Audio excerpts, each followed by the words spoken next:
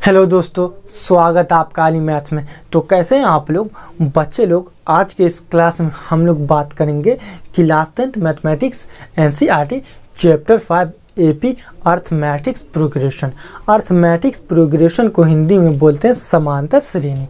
समांतर श्रेणी में एक्सरसाइज 5.2 का क्वेश्चन नंबर 15 सॉल्व करने वाले। लेकिन इससे पिछली की क्लास में 1 से 14 तक सभी सवाल बनाया गया है, जो कि डिस्क्रिप्शन में लिंक है या ऊपर आई बटन लिंक है, आप लोग जाके देख सकते हैं। लेकिन आज का क्लास ना आप लोगों के लिए बहुत ही इम्पोर्टेंट, बहुत ही मोस्ट VBI होने वाला है, क्योंकि ये क्वेश्चन एग्ज़ाम में आएगा ही, 2022 में मैट्रिक के एग्ज़ाम में आएगा ही।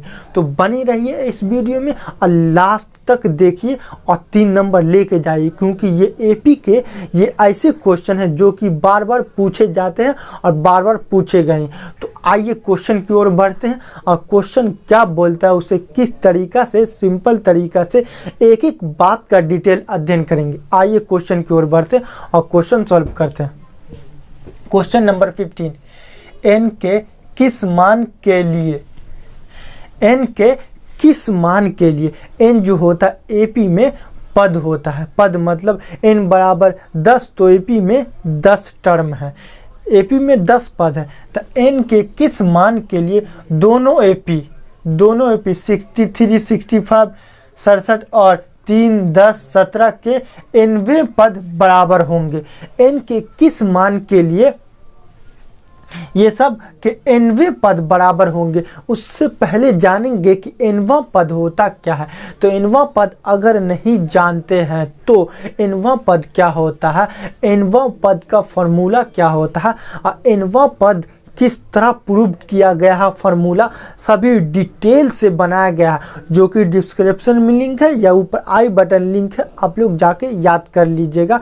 100% ये फार्मूला याद ही होना चाहिए। आइए क्वेश्चन की ओर बढ़ते हैं और क्वेश्चन सॉल्व करते हैं।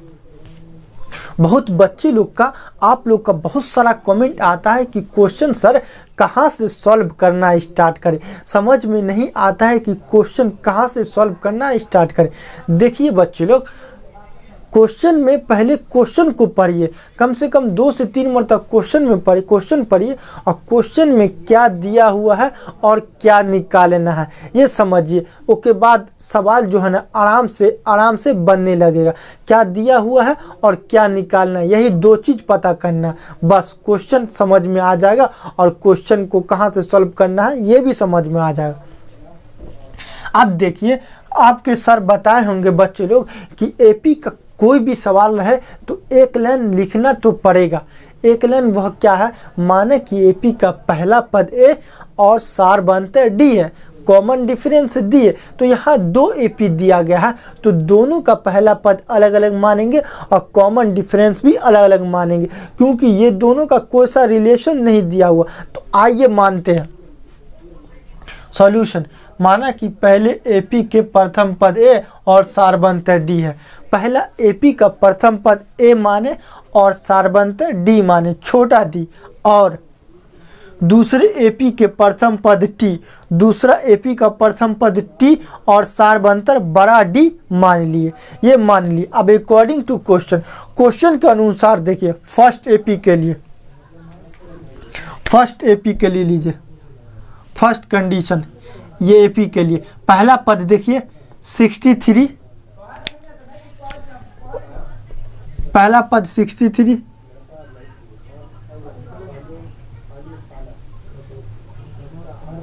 अब दूसरा पद देखिए 65,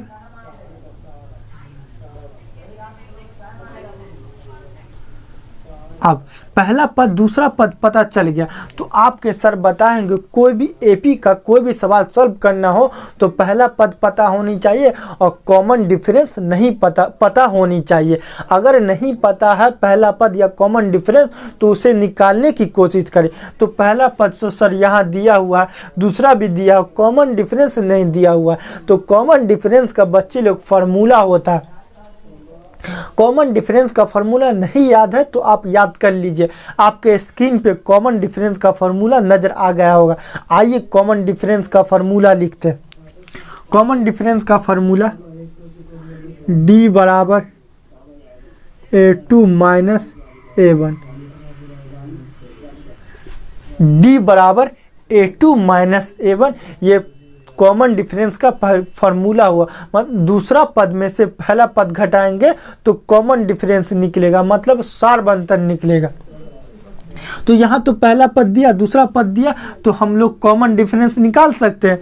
इसीलिए common difference D, A2 minus A1। A2 का मान देखिए 65, A1 का मान 63, 5 में से 3 गया 2, D का मान निकल गया 2, D का मान निकल गया 2, D का मान 2 निकल गया। अब पहला केस आगे सॉल्व करेंगे, लेकिन इससे पहले दूसरा एपी का दूसरा केस देखेंगे। आइए दूसरा केस देखते हैं। यहाँ देखिए एपी का पहला पद क्या है, 3, 3, 7, 10, 3, 10, 70। तो पहला पद क्या हो गया, एपी का पहला पद 3, और यहाँ पहला पद क्या माने टी, तो T1 बराबर 3, तो T2 बराबर यहाँ देखिए 10, T2 बराबर 10। सेम इसी तरह अगर D निकालना है, इसमें D हम लोग क्या माने हैं, D कैपिटल D, तो D का सार्वंतर कैपिटल मतलब कैपिटल D सूचित करने के लिए बताया गया है। तो D बराबर क्या होता है, सार्वंतर D बराबर A2 माइनस A1। तो यहाँ D कैपिटल है D, तो D बराबर T2 माइनस T1। तो T2 का मान देखिए 10 और 3, 10 में से 3 गया 7, यहाँ भी निकल गया D का मान, D का मान यहाँ भी निकल गया 7, D का मान यहाँ भी निकल गया 7। अब अकॉर्डिंग टू क्वेश्चन के अनुसार क्वेश्चन क्या बोल रहा है, क्वेश्चन फिर से पढ़ते हैं। n के किस मान के लिए दोनों एपी के nवें पद बराबर होंगे, nवां पद बराबर होंगे, nवां पद बराबर होंगे। तो nवां पद का फॉर्मूला क्या होता है, n का फॉर्मूला होता है a plus n minus 1 into D. n को बोलते हैं हम लोग Tn। n का फॉर्मूला आपको स्क्रीन पे नज़र आ गया होगा, यही होता है n का फॉर्मूला। आइए n का फॉर्मूला लिखते हैं और उसे समझते। n बराबर a plus n minus 1 into D. n का फार्मूला क्या होता है, n बराबर a plus n minus 1 into D, ये n का फार्मूला है। अब बोलिए nवें पद बराबर होंगे, nवें पद, तो इसमें nवां पद क्या होगा, n।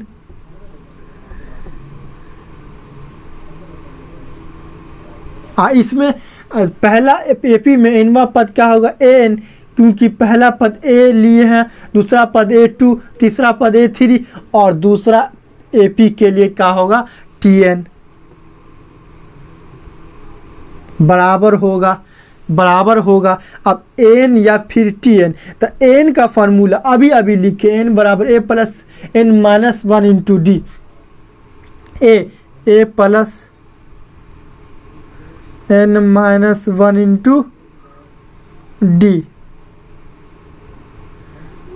अब यहाँ देखिए Tn का फार्मूला भी वही होता है, a प्लस, तो a के बदले में T1 plus n minus 1 into D, इसमें कैपिटल D।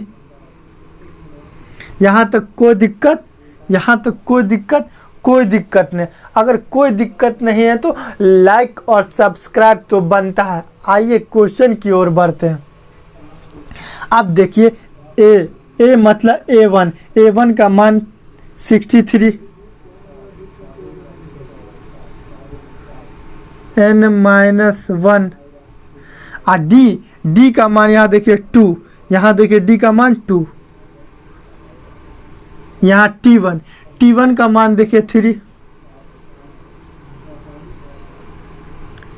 n-1 और कैपिटल डी का मान देखिए यहाँ 7। यहाँ तक कोई दिक्कत नहीं। अब इसे सॉल्व करिए, n का मान निकाल लीजिए, वही आपका क्या हो जाएगा, आंसर आ जाएगा।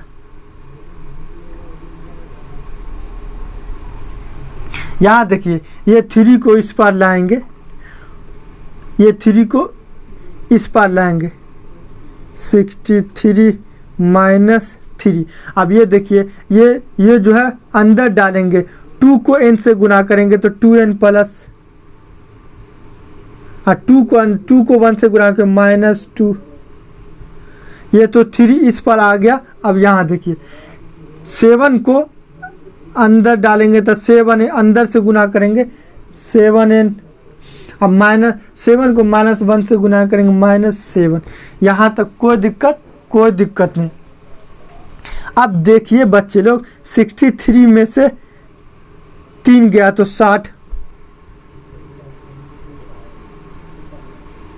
यहाँ -2, ये इधर इस पर कितना है, +7। तो इस पर ये जो प्लस जो 7 है तो इस पर आ गया तो कितना, इस पर माइनस में 7 है, इस पर आएगा तो +7, क्योंकि इस पर माइनस में इस पर आ जाएगा तो प्लस में। और 2n क्या है, इस पर प्लस में, उस पर जाएगा तो माइनस में।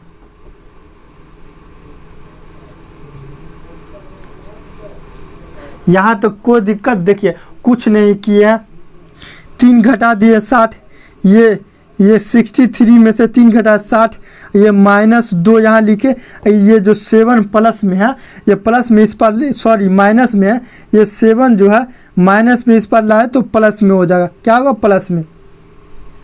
ये 2n इस पर प्लस में है तो इस पर आ जाएगा तो माइनस में। अब देखिए यहाँ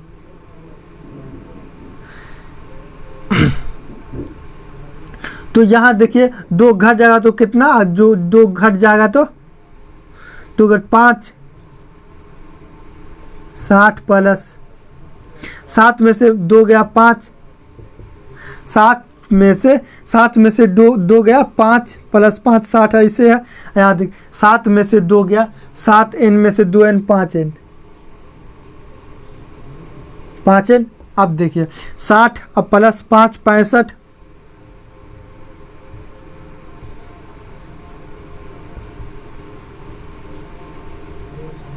65, 5n आ गया।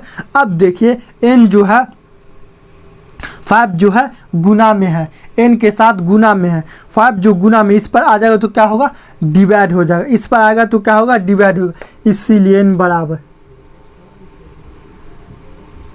65/5 कटेगा तो क्या आ जाएगा, कटेगा, अगर कटेगा तो आप लोग काट सकते हैं। तो 5 इकाई 5 और 13 5 65 और 13 का मान, इसीलिए n बराबर 13, इसीलिए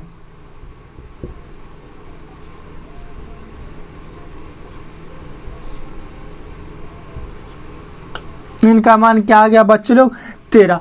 आपके सर पिछले क्लास में बताए हैं n जो होता है एपी में पद होता है, एपी में n जो होता है पदों की संख्या होता है।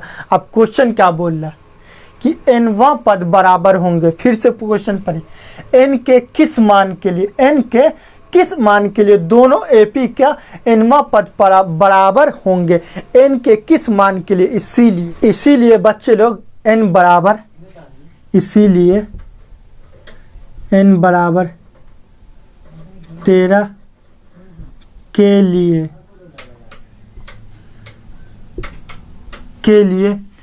nवां पद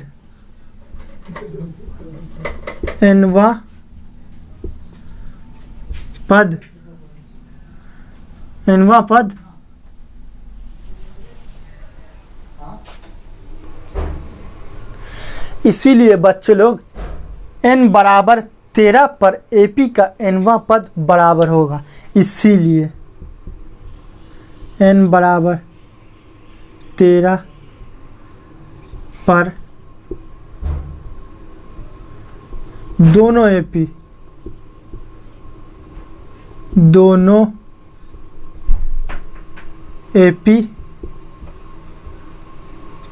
के nवें पद nवां पद बराबर होंगे। क्या होगा, फिर से पढ़िए, फिर से समझिए। इसीलिए n बराबर 13 पर दोनों AP के nवां पद क्या होगा, बराबर होगा। यही आपका क्या आ गया, आंसर आ गया। अगर ये क्वेश्चन एग्जाम में आएगा तो सेम टू सेम आप छाप दीजिएगा, 3 नंबर है, फिक्स है, आ जाएगा। इस तरह हम लोग इसे सॉल्व करके बता सकते हैं। दोस्तों, यह वीडियो कैसा लगा कमेंट में हमें बताइए।